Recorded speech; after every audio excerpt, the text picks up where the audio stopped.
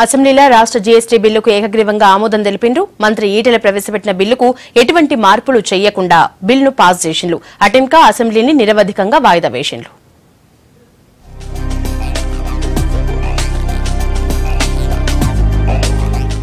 Telangana goods and service tax GST బిల్లును assembly ప్రత్యేక సమావేశాలలో ప్రవేశపెట్టిరు పైసల మంత్రి ఈటెల రాజేందర్. ఇప్పటికే 160 దేశాలలో జీఎస్టీ బిల్లు అమలవుతుందన్నారు. వన్ నేషన్ వన్ ట్యాక్స్ నినాదంతోని జీఎస్టీ బిల్లు రెడీ చేసినామన్నారు ఈటెల.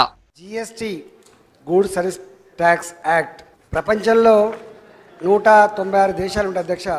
160 దేశాల్లో ఇప్పటికే ఇది అమలవుతుంది అధ్యక్ష. One nation one tax single market అనే కాన్సెప్ట్తో దీన్ని మనం తీసుకొస్తున్నాం అధ్యక్ష.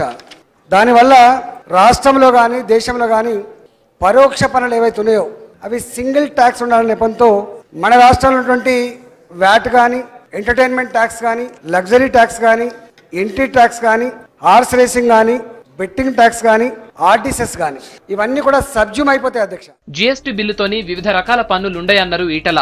పెట్రోల్, ఆల్కహాల్ జీఎస్టీ పరిధిలకు రావని చెప్పారు. పన్నులతోని రాష్ట్రాలు కోల్పోయే పైసల్ని 5 ఏళ్లు కేంద్రమే ఇస్తుందన్నారు.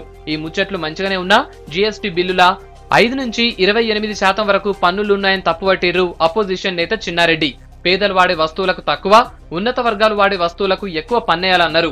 దీనికి సమాధానం ఇచ్చిన మంత్రి పారదర్శకంగా జీఎస్టీ అమలవుతుందని చెప్పిండు. 5% కొన్ని వస్తువులపైన ఈ పన్ను ఉంటుందని, 12% కొన్ని వస్తువులపైన పన్ను ఉంటుందని, 18% కొన్ని వస్తువులపైన పన్ను ఉంటుందని, ఎక్కువగా 25% పన్ను కూడా కొన్ని వస్తువులపై ఉండే అవకాశం ఉంటుందనేటువంటి మాట మనం వినడం జరుగుతూ ఉంది. మరి ఒకే దేశం ఒకే పన్ను ఒకే మార్కెట్ అనుకున్నప్పుడు ఇన్ని స్లాబులు అవసరం ఎందుకుందనేటువంటి మాట కూడా చెప్పుకోవడం జరుగుతూ ఉంది. దీన్ని స్టడీ చేయడానికి విదేశాలకు కూడా ఈ జిఎస్టీ కౌన్సిల్ ఆనాడు ఎంపవర్డ్ కమిటీ మెంబర్లుగా పోయినచ్చిన అధ్యక్ష. ఒకే దేశం ఒకే ట్యాక్స్ పద్ధతి కాబట్టి అంటే కొన్ని వస్తువుల మీదనేమో తగ్గేటువంటి ఆస్కారం ఉంటుంది, కొన్ని వస్తువుల మీద పెరిగేట ఆస్కారం ఉంటుంది.